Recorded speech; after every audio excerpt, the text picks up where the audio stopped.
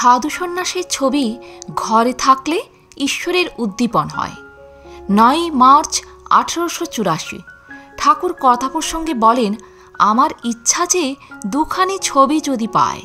একটি ছবি যোগী ধুনি জেলে বসে আছে, আরেকটি ছবি যোগী গাঁজার কলকে মুখ দিয়ে টানছে, আর সেটা দপ করে জ্বলে উঠছে। এসব ছবিতে বেশ উদ্দীপন হয়। যেমন শোলার আতা দেখলে সত্যকার আতার উদ্দীপন হয়। 24 আগস্ট 1882 ঠাকুর শ্রীমাকে বললেন, যোগীর মন সর্বদাই ঈশ্বরেতে থাকে, সর্বদাই ঈশ্বরেতে আত্মস্থ।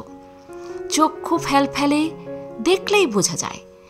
যেমন পাখি ডিমে তা দিচ্ছে, সব মনটা সেই ডিমের দিকে, ওপরে নামমাত্র চেয়ে রয়েছে।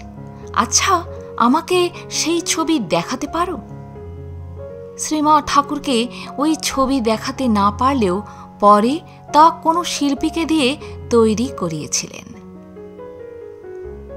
তো বন্ধুরা, আজ এ পর্যন্তই। ভালো থাকবেন, সুস্থ থাকবেন। যদি আমার ভিডিওগুলি ভালো লাগে, আমার চ্যানেলটিকে সাবস্ক্রাইব করে পাশে থাকবেন। ধন্যবাদ।